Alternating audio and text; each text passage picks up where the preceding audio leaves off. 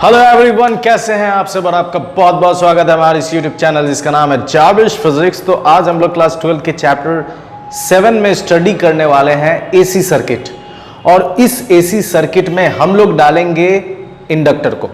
इससे प्रीवियसली हम लोगों ने एसी सर्किट या अल्टरनेटिंग करंट चैप्टर के इंट्रोडक्शन को समझा था, फेज क्या होता है इसको समझा था। फिर इस एसी सर्किट में हम लोगों ने रेजिस्टेंस को डालकर equation of EMF, equation of current, equation of resistance, phasor diagram, wave diagram, इन सारी चीजों को हम लोगों ने समझा था। और इन सारे लेक्चर्स का एक कंप्लीट प्लेलिस्ट बना है जिसका लिंक आपको डिस्क्रिप्शन बॉक्स में मिल जाएगा या फिर यहाँ आई बटन पर मिल जाएगा, तो आप जाकर देख सकते हैं और अपने नॉलेज को बढ़ा सकते हैं।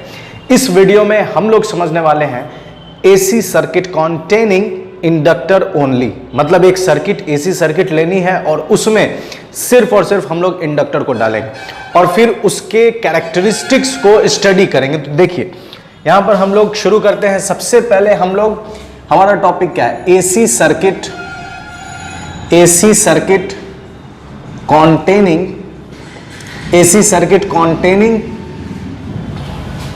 Inductor only. सिर्फ और सिर्फ हम किसे डालने वाले हैं, इंडक्टर को डालने वाले हैं। तो सबसे पहला काम हम क्या करेंगे, डायग्राम ड्रॉ करते हैं। ठीक है, सबसे पहले हम लोग डायग्राम बनाते हैं। तो डायग्राम के लिए हम लोग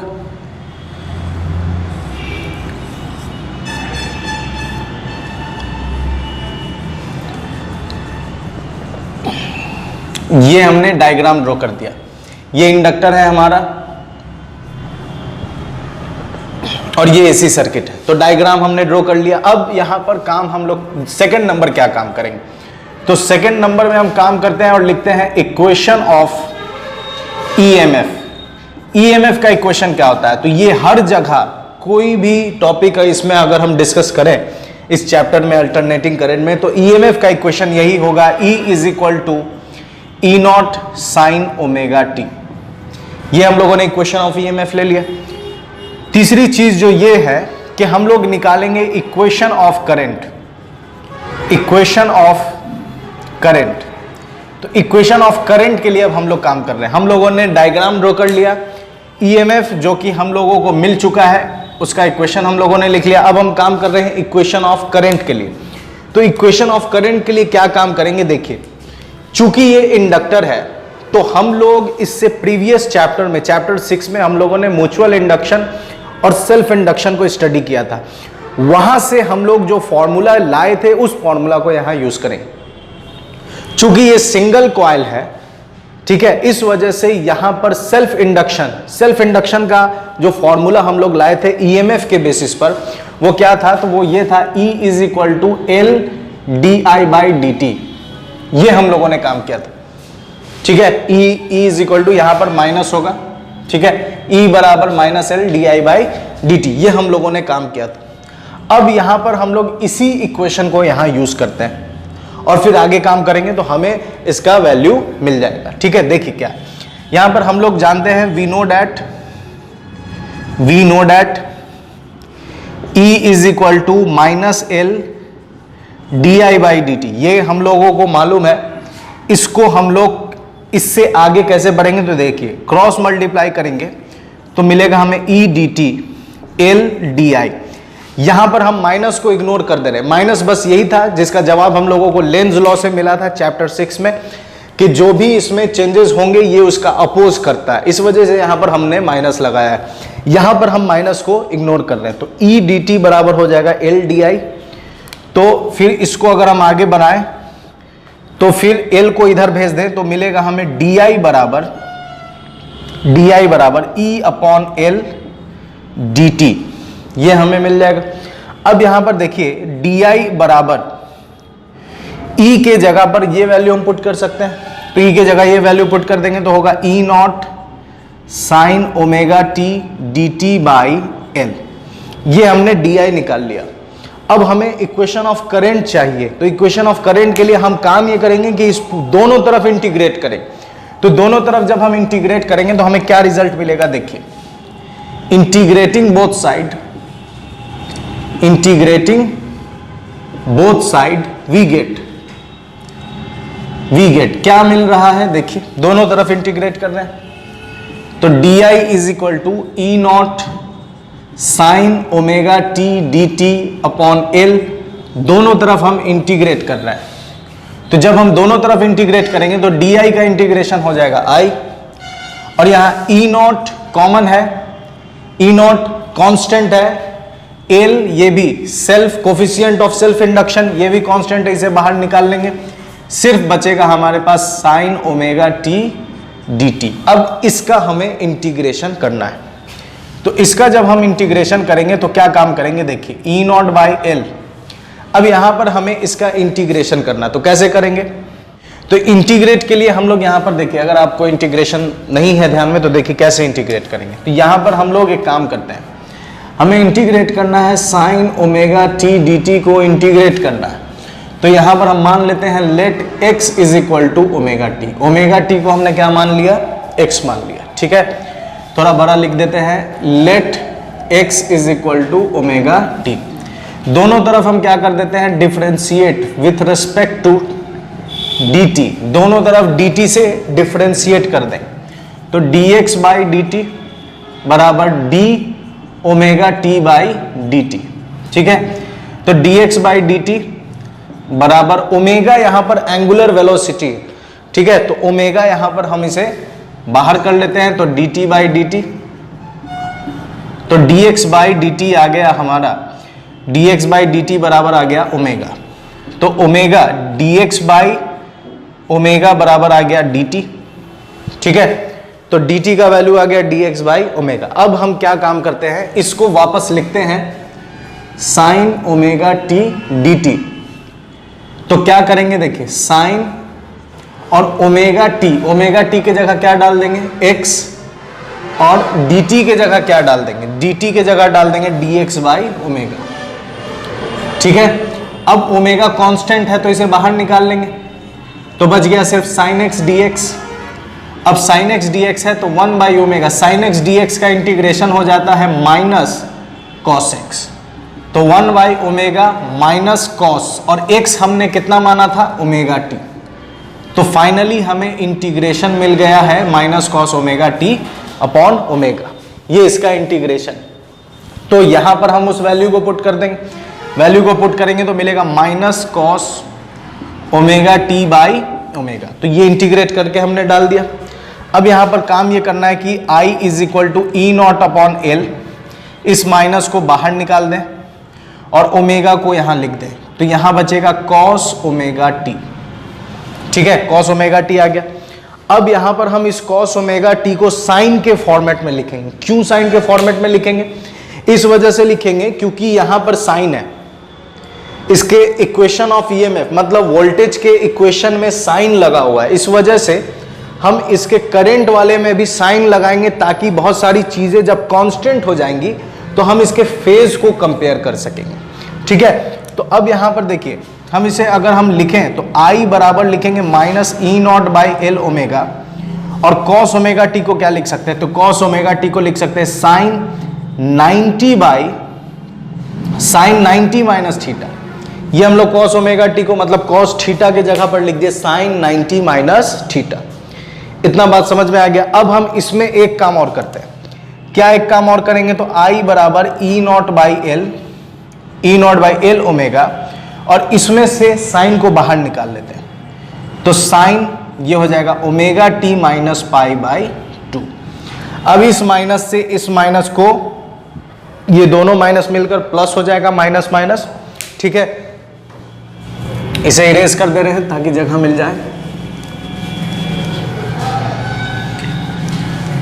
ठीक है। देखिए अब यहां पर काम ये करना है, ये जो माइनस है और ये माइनस, ये दोनों माइनस मिलकर प्लस हो जाएगा, तो I बराबर हो जाएगा, I बराबर minus minus plus E naught by L omega sine omega T minus pi by 2, ठीक है। ये हमारा इक्वेशन ऑफ करंट निकल कर आ गया। अगर इसमें देख लेते हैं कि इफ, अगर मान लेते हैं कि sign omega T minus pi by 2 का वैल्यू 1 हो जाए, तो I बराबर हो जाएगा ई नॉट बाई एल ओमेगा, ठीक है, और ये हो गया 1।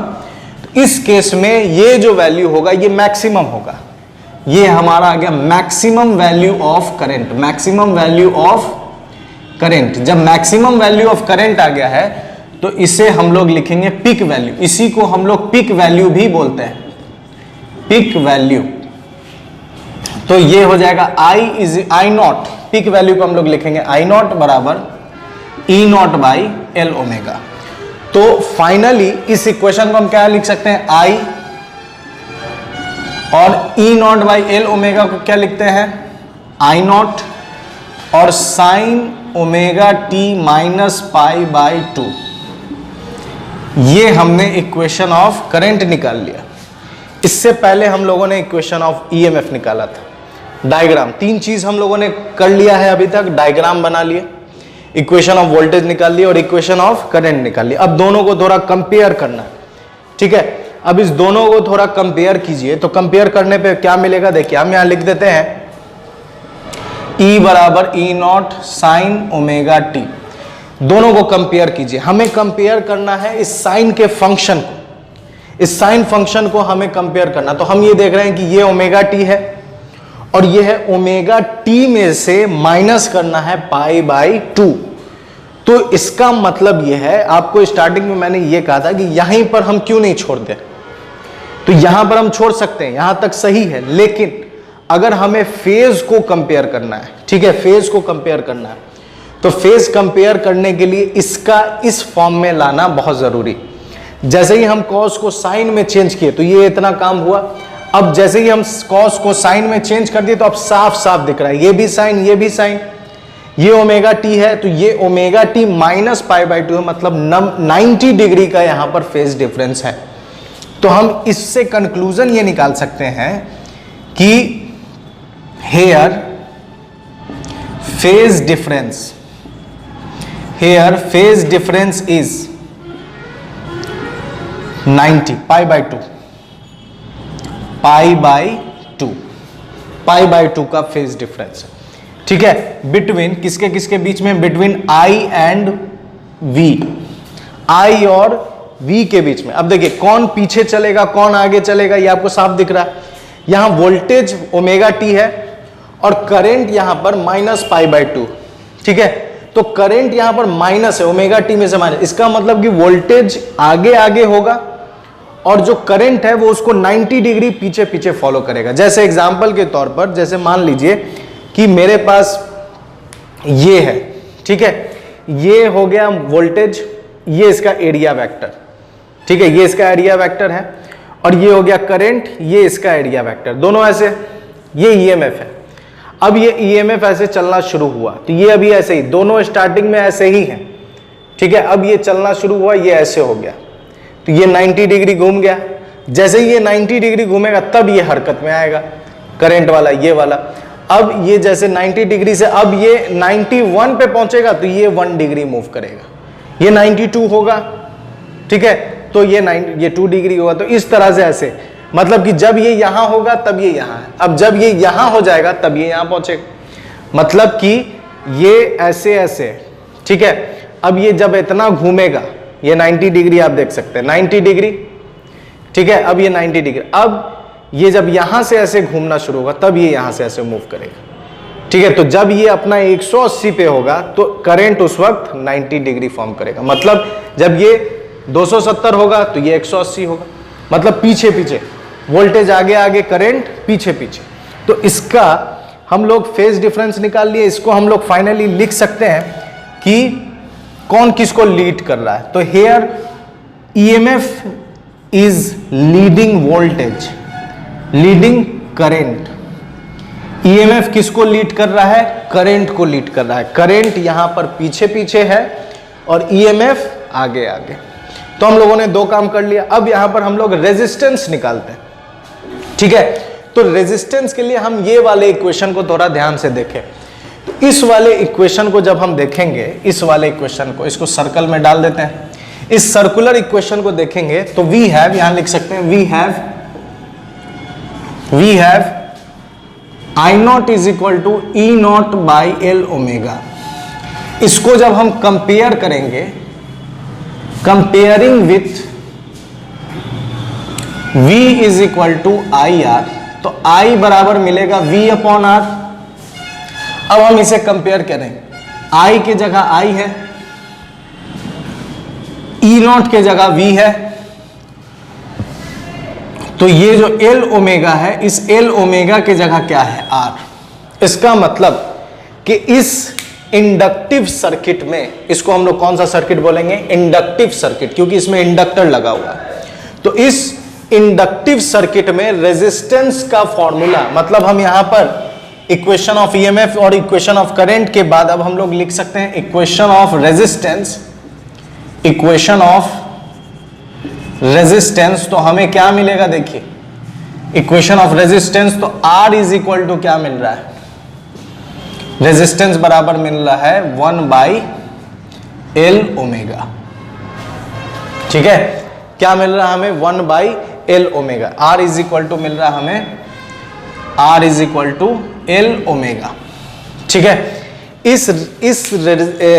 ये जो हमें मिला R बराबर L ओमेगा, इस रेजिस्टेंस को, ठीक है, इस रेजिस्टेंस को अगर हम ध्यान से देखें तो इसको हम लोग, ये रेजिस्टेंस कौन ऑफर कर रहा है, इंडक्टिव सर्किट। इस सर्किट को हम लोग क्या बोलेंगे, इंडक्टिव सर्किट, क्योंकि इसमें इंडक्टर लगा हुआ है। इस सर्किट का नाम क्या है, इंडक्टिव सर्किट, क्योंकि इसमें इंडक्टर लगा हुआ है। तो अब यहां पर ये जो रेजिस्टेंस है, ये कौन ऑफर कर रहा है, इंडक्टर ऑफर कर रहा है इंडक्टिव सर्किट में।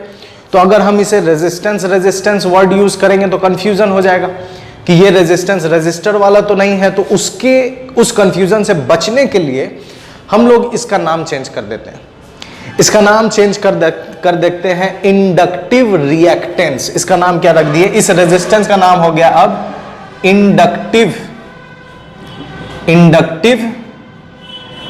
रिएक्टेंस, बराबर किसके, L ओमेगा। तो इसका सिंबल अब क्या यूज करेंगे, रेजिस्टेंस का सिंबल R होता है, तो इसका नाम हम चेंज कर दिए, इंडक्टिव रिएक्टेंस नाम कर दिए। है रेजिस्टेंस ही, जैसे लेंथ, ब्रेथ और हाइट है, तीनों लेंथ ही, लेकिन नाम चेंज है ताकि आपको मालूम पता चले कि लंबाई क्या है, चौड़ाई क्या है, और ऊंचाई क्या है, लेंथ क्या है, हाइट क्या है। उसी तरह इंडक्टिव रिएक्टेंस, अब इंडक्टिव रिएक्टेंस है तो इसके लिए सिंबल क्या यूज करेंगे, तो इसके लिए हम लोग सिंबल यूज करते हैं X,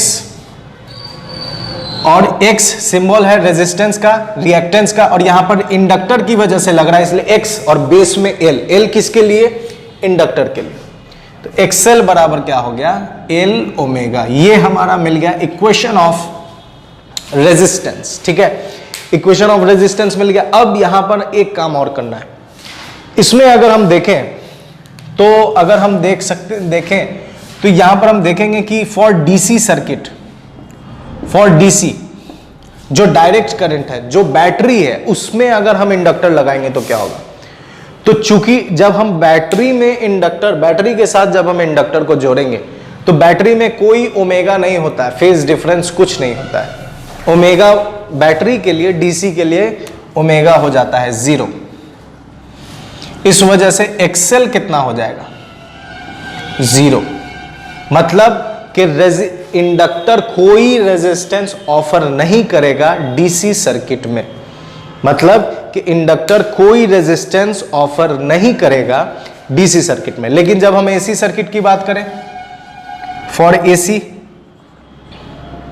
तो ओमेगा बराबर ओमेगा होगा, ओमेगा बराबर ओमेगा होगा, तो एक्सेल कितना हो जाएगा, एक्सेल हो जाएगा L ओमेगा। तो यहां पर ये रेजिस्टेंस ऑफर करेगा। तो ये की पॉइंट है जो हम लोगों को समझना है कि इंडक्टर डायरेक्ट करंट वाले सर्किट में, डीसी सर्किट में कोई रेजिस्टेंस ऑफर नहीं करेगा, लेकिन इंडक्टर वाले सर्किट मतलब एसी सर्किट में वो रेजिस्टेंस ऑफर करेगा, और वो कितना होगा, L ओमेगा।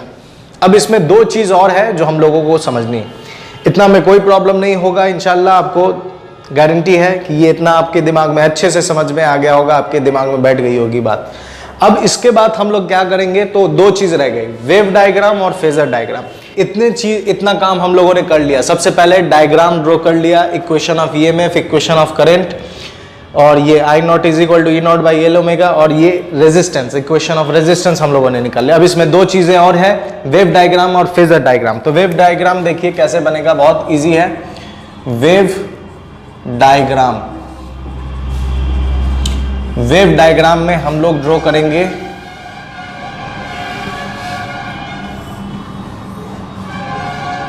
ठीक है, ये हमने वोल्टेज, ईएमएफ है E naught minus E naught, negative में voltage maximum V and I, या ई एंड आई कर देते हैं। ठीक है, अब देखिए ये हमने वोल्टेज के ईएमएफ को, ये वोल्टेज के वेव को ड्रॉ कर दिया। अब यहां पर देखिए फेज डिफरेंस कितना का था, यहां पर फेज डिफरेंस हम लोगों ने निकाला था pi by two. Pi by two कौन कौन आगे है, ईएमएफ आगे है, करंट उसके पीछे पीछे, ईएमएफ आगे है, करंट उसके पीछे पीछे, ईएमएफ आगे है, करंट उसके पीछे पीछे। तो जब ये मैक्सिमम होगा तो करंट यहां से उठेगा, करंट यहां से उठेगी, करंट यहां से उठेगी। अब ये धीरे धीरे, जब ये मैक्सिमम है तो ये जीरो, जब ये जीरो होगा तो ये मैक्सिमम, और फिर जब ये मैक्सिमम तो ये जीरो, और इस तरह से ये इसको लीड करता हुआ आई नॉट माइनस आई नॉट। बात समझे, इसका डायग्राम, इसका एम्पलीट्यूड कम इस वजह से होगा क्योंकि जो करंट है वो करंट निकालने के लिए हम रेजिस्टेंस से डिवाइड कर रहे हैं, और किसी भी चीज को जब हम डिवाइड करते हैं तो वो छोटा हो जाता है, छोटी हो जाती है। किसी भी चीज को जब हम डिवाइड करेंगे तो वो छोटी हो जाएगी। इस वजह से आई नॉट के लिए हम वोल्टेज को क्या कर रहे हैं, डिवाइड कर रहे हैं। तो डिवाइड करने की वजह से ये छोटी हो जाएगी, इस वजह से ये इसका डायग्राम है। आप साफ देख सकते हैं, जब ये मैक्सिमम पहुंचा तो ये हरकत में आएगा, जब ये जीरो होगा तो करंट मैक्सिमम, जब करंट जीरो तो वोल्टेज मैक्सिमम। इस तरह से इसका वेव डायग्राम। अब इसके बाद हम लोग इसका फेजर डायग्राम देखें। फेजर डायग्राम, तो फेजर डायग्राम देखिए,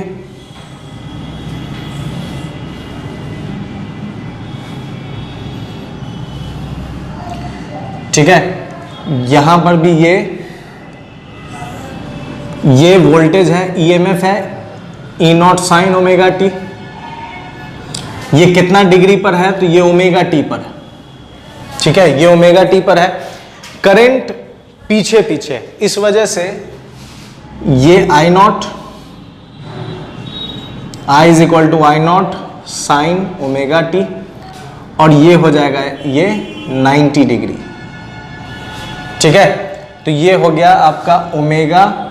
इसको क्या लिखेंगे, इसको लिखेंगे pi by two minus omega t. ठीक है, ये 90 माइनस ओमेगा टी। बात समझ गए? ठीक है, तो ये इसका क्या हो गया, फेजर डायग्राम। इसको हम इधर ऐसे मिला सकते हैं, तो ये I naught sine omega t, और इसको अगर हम इधर मिला दें तो E is equal to E naught sine omega t. ठीक है, तो ये हम लोगों ने इतना काम कर लिया। तो ये 5 चीजें हैं, diagram, equation of EMF, equation of current, resistance, equation of resistance, wave diagram, phasor diagram. तो इसके बाद हम लोग समझेंगे कैपेसिटर। ठीक है, अभी इससे पहले हम लोगों ने रेजिस्टेंस को डाला था, ये इंडक्टिव सर्किट हमने देखा। अब इसके बाद हम लोग कैपेसिटेटिव सर्किट देखेंगे, मतलब वैसे एसी सर्किट को देखेंगे जिसमें हम लोग कैपेसिटर को डालेंगे, और फिर ये 5 चीजें, ये सारी चीजें हम लोग फिर से एनालाइज करेंगे। तो मेरे साथ बने रहने के लिए बहुत बहुत शुक्रिया, अपना ख्याल रखें, गुड बाय एंड खुदा हाफिज।